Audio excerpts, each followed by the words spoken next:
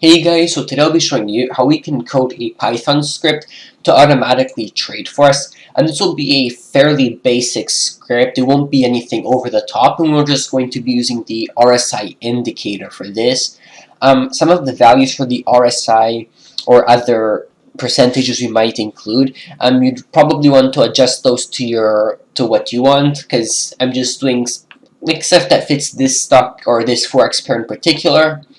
In this scenario, like I just said, I'm using a forex pair, but it will work the exact same way for a stock. It's just going to be like, I think, like a three character difference, and it's nothing major. So first off, we're going to want to get our import. So we're going to be using Yahoo Finance. So the way we're going to use it is from Yahoo_fin, and then we're going to do .stock info. We're going to import all of the methods. If you want to, you just do pip install of that, and you should have it installed, and you can do that. And then for our API, I can show you this API here. It lets us get 8 API requests per minute and 800 API requests per day for US markets, forex markets, cryptos. We get like historical data. I think it can go back quite a long time, and we get technical indicators and batch calls. Technical indicators are just the indicators we're going to use if we should buy, sell, that type of stuff. So in this case, it's going to be the RSI. And then for batch calls, it's just going to be like if we want to get data for multiple stocks, right? So let's say Apple, Microsoft, and I don't know, GameStop, right? If we want to get data for those 3 stocks at once, we can do it instead of sending 3 separate requests. So, and then so let's import that. So from 12 data, and we're going to import the TD client. And then we're just going to import time, or not 12 data, we're going to import time. So we can add a delay. And then from date time, we're going to import date time. So first, what we're going to do is for 12 data, you can pretty much just sign up here, and you can get that free thing, and you should get a API key. That API key is for you, and you shouldn't really share it because people can use your 800 API requests for you, or if you even have the plan, they will use it up for you, so you don't want to do that. So what we're going to do is we're going to open up our file explorer here, make a new text file, and then we can just name this, what can we name it? API key.txt, right? So I have my API key opened up on a separate Word document here, and then I can just copy, paste, and we want to make sure we save it. I'm not going to show you my API key because, yeah, no, not happening. So once I have the API key in here, we're going to close that, and then we can start with the actual coding, right? So we can do with open, and then we want to do our API key, so API key.txt sf, and then we're going to do our API key will be equal to f.readLine, and do that. So now we have our API key, and we can actually do something. So we can just do test out for results. And here will be the oversold line. It's capitalized. It's oversold line will be equal to 47, and then overbought line will be equal to 59. So pretty much what these are is on the RSI indicator, there's like an overbought and an oversold. Oversold is, I believe, at the bottom, and overbought is at the top. And when it's overbought, it usually means that the price is inflated and you should sell for a profit. And when it's oversold, that means the price is underinflated and you should buy it. It's because it's at a discount. These you should probably want to change for each, like stock and forex pair, because I figured out different numbers work better with the different pairs. So now we just want to add some dynamic variables here. So we're going to do bought state will be equal to false. we're going to use this method to make sure we don't buy multiple times below, because when our RSI line is like heading down and it's below this oversold line, we don't want it every time to buy more and more and more. We just want it to buy and that's it, and then sell it overbought. So that's what this prevents. So then we're going to do stocks owned. What this will be is just how much stocks we currently own. We're just going to add and subtract to this. So I'm going to set it at 0 for now. And then our balance will be equal to, we can do 10,000. Okay. And then our percentage risk per trade will be 0.2. Pretty much what this does is just, we're going to trade with 20% of this balance for every trade. We don't want to trade with the whole balance, because if we lose the money, we lose quite a bit. So first we're going to start off with our while true. So you just want this to run in, you just want it to constantly run. And then here we want to add a try and except. And I believe for except we have to put this here. What this will pretty much do is if we run out of batch requests, because we can only do 800, it will just say that we reached the amount of time that we can send the request, and it will just end the script. So here we can just do print, and we can do request limit 3. And pretty much you can also add another acceptor to filter out if it's only this, because there might be other issues. But for my testing for I think around 5 hours or something, there wasn't any issues.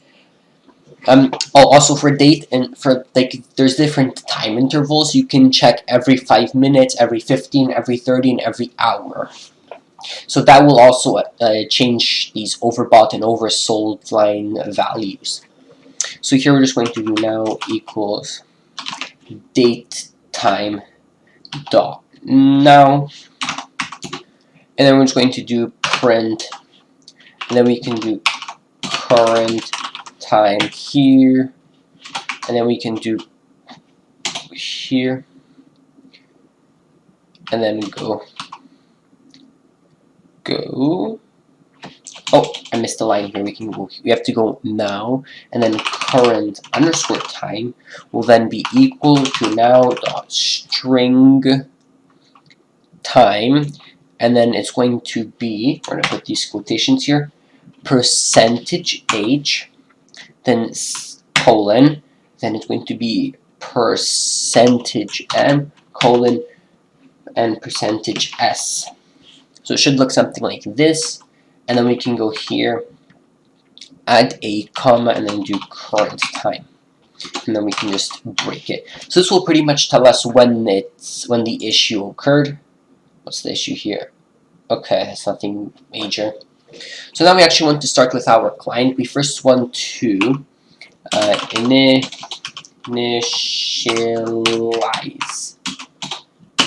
initialize client, and here we're going to need the API key. So pretty much what's going to happen here is TD will be equal to TD client, and then we're going to do API key is equal to API key.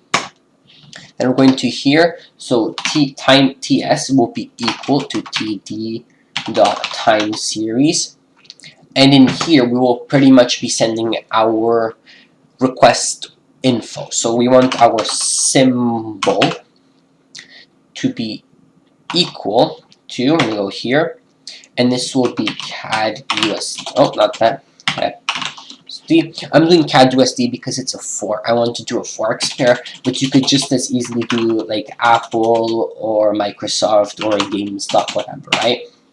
So I'll do CAD USD. Forex pairs tend to go up and down a lot more than regular stocks, which is why I'm using this, because we'll see there will actually be movement. And then here's the interval, I believe, will be equal to this. Interval, I spelled that wrong. Interval, yeah, okay. We have to put a comma here. It's important. Then for interval, I'm going to do 5 minutes, but if you want to do longer trades, you can do 15, 30, I think 1 hour. There's lots of options. You can even do 1 minute, although you'll max out your API requests fairly quickly if you do 1 minute. So then we want to do the output size will then be equal to 1. This is pretty much how much data we want.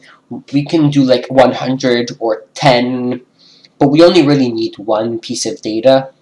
We don't need that much, and then we just want to do time zone will be equal to, and then go here and then do America dash New York.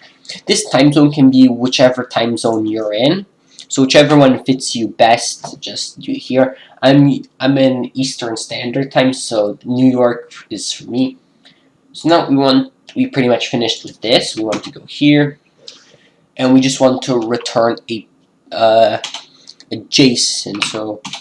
So returning JSON. So what this will be is df will be equal to ts dot width, and we have lots of trading indicators like MACD, like a lot. So you can definitely pick which one works best. MACD tends to have the best win rate, so you can do that one, but RSI is the easiest to use.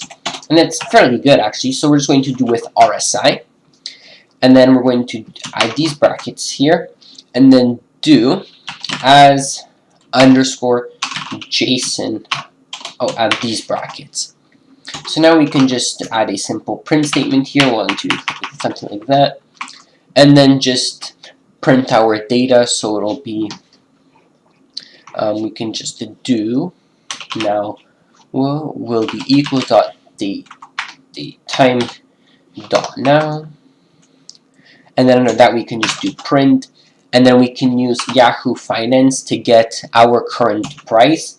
So for me, because I'm doing CAD USD, it's CAD USD, and then it's going to be equal X. You can do the if you're doing a forex pair, you would just put like a regular. I can show you flex. You just be like that, and you should still get it. So now we want to go into here, and then we want to just do our current underscore time will now be equal to now. We can just copy paste down here. Awesome. Control V. So now we should have something that looks like that.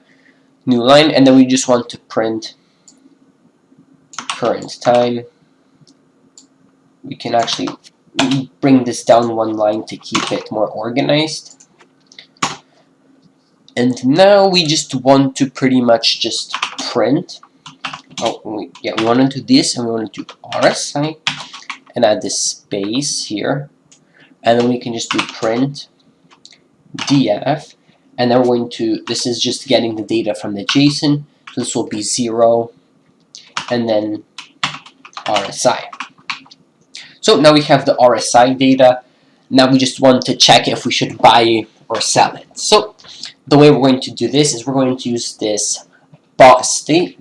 So if bot state is not true, and if float RSI number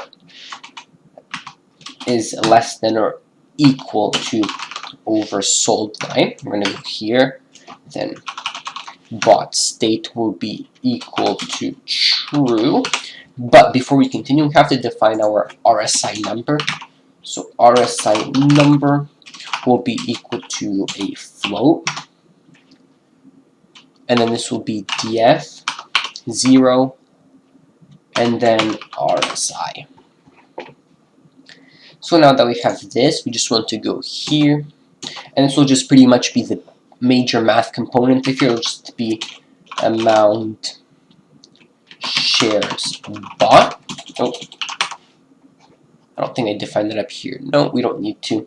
Will then be equal to a float. So now add these brackets here, and then we're going to add another bracket, and this will be val times, I have to turn on my numlock here, 0.02, and now we want to divide that by the float of get live price, and then this will be CAD USD equals X.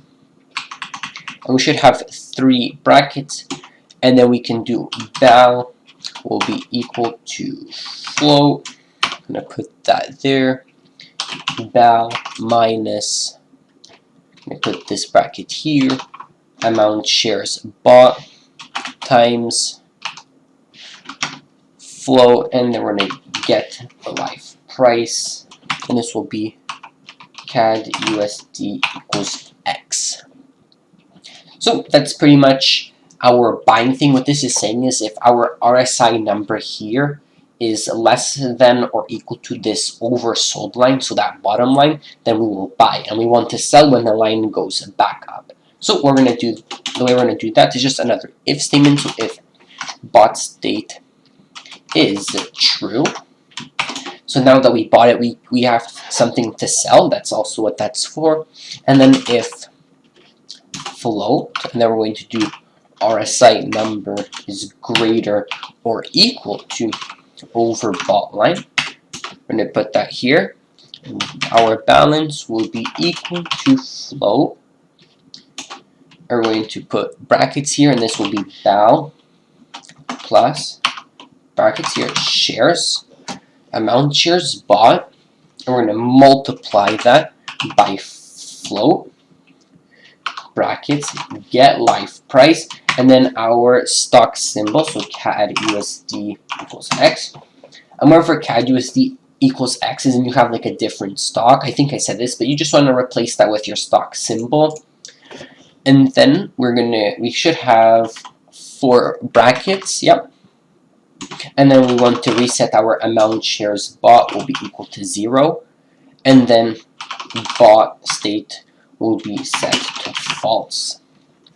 So what this means is now that we sold off our shares, we are now available to buy them up here again, right? So I can just do here, method, and then we can go here, and then we can add selling method. I won't be adding anything for shorting because that's like a bit more risky, because shorting, the stock can go as high as it wants and it can only go 0, so it's a bit risky, and lots of people probably wouldn't be doing it because you need to set up more broker stuff. But the option is definitely there. You just add something similar like this and build on it. So now we just want to print our val will be equal to, and then we go enter, and then we have to print val, right? And then we want to do time dot sleep, and we can do 300. So we should have something that looks like this. We want to make sure we save all, and I can run this for you, and you should see something in the console here. Yeah, so it's just going to take some time to actually send it, and we can see here that I can just pause that the current price is 0.78. The current time is 22:29, so 10:29. You can see that down here. Our RSI is at 57, so it's close to overbought. So that means the Python script would try to sell. However, we have this filter here if it's in a bought state, so its bought state is currently false, so it cannot sell it. And then we have our 10,000 balance. This is fairly simple, and if you want to build on it and come up with your own implementation or your own algorithm, please feel free to do so. Hopefully you enjoy it. This is like an excellent baby step, and you can also add this with this Alpaca API here. You can pretty much have like a paper trading account, and you can get an API key, so you can generate your API and you can send like what stock to buy.